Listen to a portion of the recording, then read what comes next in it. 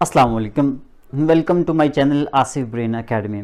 Dear students, आज का जो हमारा लेक्चर है वो है पास्ट पेपर के हवाले से स्प्रिंग 2022 का पेपर हम डिस्कस कर रहे हैं, जिसके ऑलरेडी हमने 3 क्वेश्चन डिस्कस कर लिए हैं। क्वेश्चन नंबर 1 का ए बी पार्ट दोनों डिस्कस कर लिए हैं। क्वेश्चन नंबर 2 का ए पार्ट हमने डिस्कस कर लिया है, बी पार्ट हम आज डिस्कस करने जा रहे हैं। अगर आप इन तीनों क्वेश्चंस को देखना चाहते हैं तो उनका लिंक आपको डिस्क्रिप्शन में मिल जाएगा, और अगर आप इन क्वेश्चंस को डाउनलोड करना चाहते हैं तो आप हमारी वेबसाइट पे विजिट करें asifbrain.com पे, तो इंशाल्लाह आपको वहाँ पे भी ये लिखा हुआ मिल जाएगा। ठीक है, तो लेट्स स्टार्ट। लेकिन इससे पहले अगर आप चैनल पर न्यू हैं तो चैनल को सब्सक्राइब कर दें और साथ में लगे बेल आइकन को लाजमी प्रेस करना है। क्वेश्चन ये पूछा हुआ है, चैप्टर नंबर 2 का ये क्वेश्चन है। क्वेश्चन नंबर 2 है, बी पार्ट है स्प्रिंग 2022 का। एन अर्न, यहां पे URN लिखा हुआ है, इससे मतलब है बैग। आप लोगों को पता होना चाहिए कि ये जो क्वेश्चन मैं करवा रहा हूं ना, ये क्वेश्चन बार बार इस तरह का पेपर में आया है, बार बार पेपर में आया है। और मैं आपको ट्रिक का बताने जा रहा हूं। आपने कैलकुलेटर का यूज करना है और क्वेश्चन बड़ा सिंपल सा होगा। फार्मूला भी इंशाल्लाह मैं आपको इजी वे में समझाने की कोशिश करूंगा।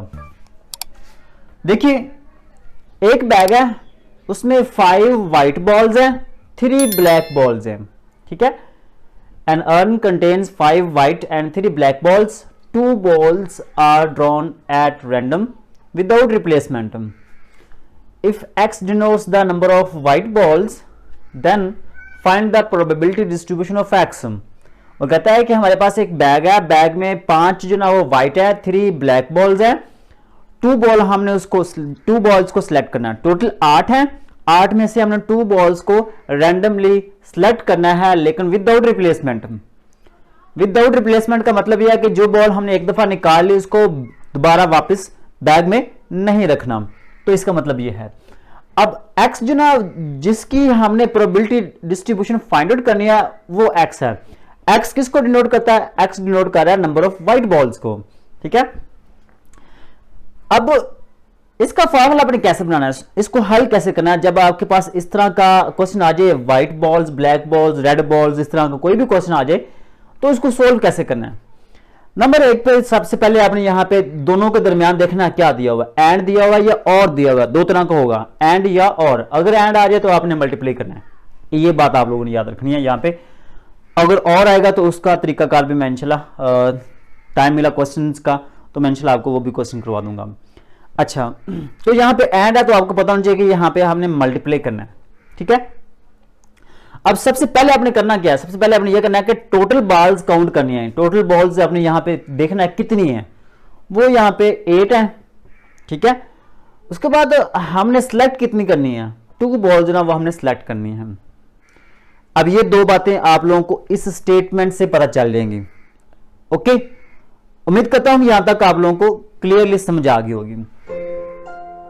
उसके बाद आप लोगों ने क्या करना है, उसके बाद आप लोगों ने एक काम करना है कि यहां पे देखना यह है कि हमने जो बॉल जो ना सिलेक्ट करनी है, ड्रॉ करनी है, बाहर निकालनी है, वो कितनी निकालनी है। वो यहां पे बताया 2 बॉल्स हैं, 2 बॉल्स को हमने ड्रॉ करना है विदाउट रिप्लेसमेंट। तो आपने यहां पे लिखना है 2 कहा है ना उसने, तो यहां पे x इक्वल टू 0 से स्टार्ट करना 2 तक याद रखना है। यहां पे 2 बार सिलेक्ट किया तो यहां पे आपने 2 तक नंबर लिखना है, और अगर वहां पे 5 लिखा हो तो आपने 5 तक लिखना है, 3 लिखा हो तो आपने 3 तक लिखना है। तो यहां पे 0 1 2 उस हिसाब से आपने लिखना है। अगर 2 है तो यहां पे 2 तक, अगर वहां पे 5 है तो 5 तक, 3 है तो 3 तक। मोस्टली 2 और 3 दिया जाता है। ठीक है, अच्छा, उसके बाद अब बात आती है, ये जो आपने लिखा ना 0 1 2, इसको आपने ऐसे लिख लेना है एक टेबल की फॉर्म में, 0 1 2। ओके, अब ये जो x है ना, इस x की हमने प्रोबेबिलिटी निकालनी है हर एक की अलग अलग। सिंपल, इनकी अलग अलग से आपने प्रोबेबिलिटी निकालनी है। तो उसके लिए आपने पहले फार्मूले को समझना है। फार्मूले में आपने क्या करना है, सबसे पहले तो आपने देखना यह है कि हमने बॉल कौन सी सिलेक्ट की है। अगर x जो ना वो डिनोट कर रहा है व्हाइट बॉल को, किसको? व्हाइट बॉल को। हमारे पास 2 तरह की बॉल्स हैं, एक व्हाइट है और एक ब्लैक है। ठीक है, तो व्हाइट बॉल को हमने सेलेक्ट किया है, ब्लैक बॉल्स को हमने सेलेक्ट नहीं करना। ठीक है, जिसकी हमने प्रोबेबिलिटी फाइंड आउट करनी है। तो सबसे पहले तो आप लोगों ने याद रखना है कि यहाँ पे व्हाइट बॉल्स हैं जो हमने सेलेक्ट की हैं, ठीक है। तो इसका मतलब क्या है, जो ब्लैक बॉल्स है उसको आपने पहले लिखना है, पहले आपने ब्लैक बॉल्स को लिखना है। अब आपके माइंड में सबसे पहले ये आना चाहिए कि जो ब्लैक बॉल्स हैं यहां पे पहले आपने वो बॉल्स लिखनी है जो सिलेक्ट नहीं है, वो 3 है, ठीक है। उसके बाद आपने वो बॉल्स लिखनी है जो सिलेक्ट की हैं, वो कितनी है, 5 है। ये जो डाटा लिखा है मैंने, ये आपने वहां से स्टेटमेंट को देखकर ये लिखना है कि ब्लैक बॉल जो ना वो 3 है, व्हाइट जो ना वो 5 है। अब जो आपने सिलेक्ट की है ना, जो क्वेश्चन में कहा है कि जो एक्स है वो व्हाइट को डिनोट कर रहा है, उसको आपने एंड पे लिखना है, पहले आपने ब्लैक को लिखना है।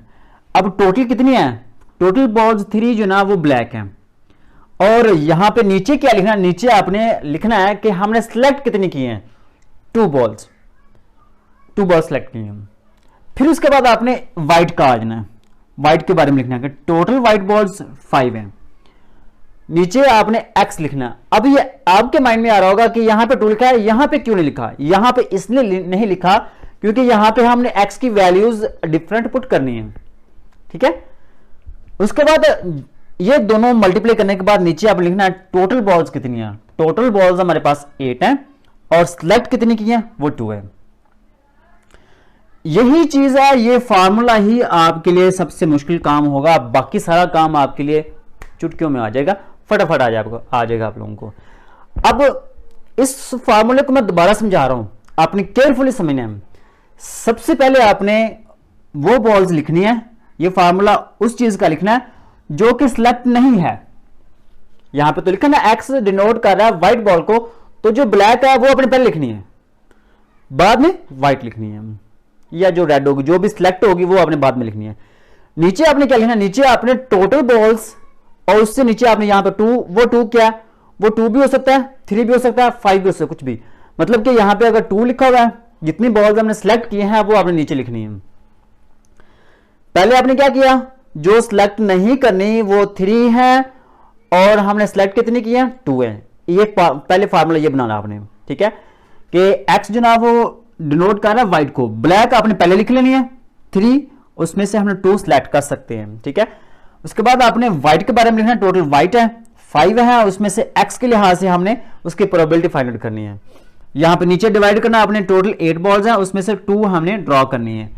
तो ये तो था फार्मूला, इस फार्मूले को आपने इसकी जस्ट प्रैक्टिस करनी है, बस पूरे क्वेश्चन में से जस्ट आपने इसकी प्रैक्टिस करनी है। उसके बाद आप लोगों के पास एक कैलकुलेटर होना चाहिए, कैलकुलेटर होगा तो आपके लिए कोई मुश्किल काम नहीं है, जस्ट आपको कैलकुलेशन की कोई जरूरत नहीं होगी, आपने जस्ट कैलकुलेटर पे लिखना है, आपके पास आंसर आ जाएगा।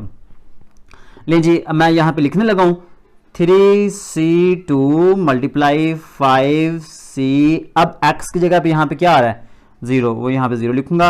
उसके बाद नीचे डिवाइड करेंगे 8c2। अब ध्यान से आपने समझना है, मैं आगे वैल्यूज लिखने लगा हूं, कैलकुलेटर पे आप लोगों को समझाने लगा हूं कि ये कैसे निकालना आप लोगों ने। मैंने अपना कैलकुलेटर निकाल लिया। इस कैलकुलेटर पे आने के बाद सबसे पहले आपने क्या करना है, वो वैल्यूज लिखनी है। जैसा कि यहां पे दिया हुआ है 3c2, इसको आपने कैसे लिखना है, इसको आपने लिखना है, पहले आपने लिखना है 3 लिखने के बाद आपने यहां पे बटन दिया हुआ है एनसीआर का।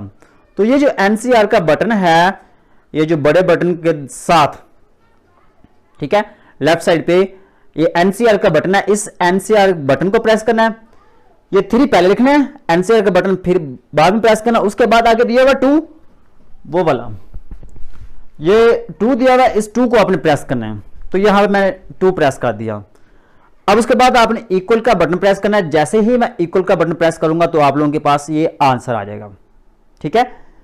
अच्छा जी, तो ये आंसर आया हमारे पास 3 मल्टीप्लाई, ऐसे ही आपने इसको भी लिखना है। पहले आप लिखेंगे 5 लिखने के बाद आपने एनसीआर वाला बटन प्रेस करना है, फिर उसके बाद आपने लिखना है 0, फिर आपने क्या करना, इक्वल का बटन प्रेस कर देना, आंसर आ जाएगा 1। ओके, प्रैक्टिस कर लीजिएगा इसकी।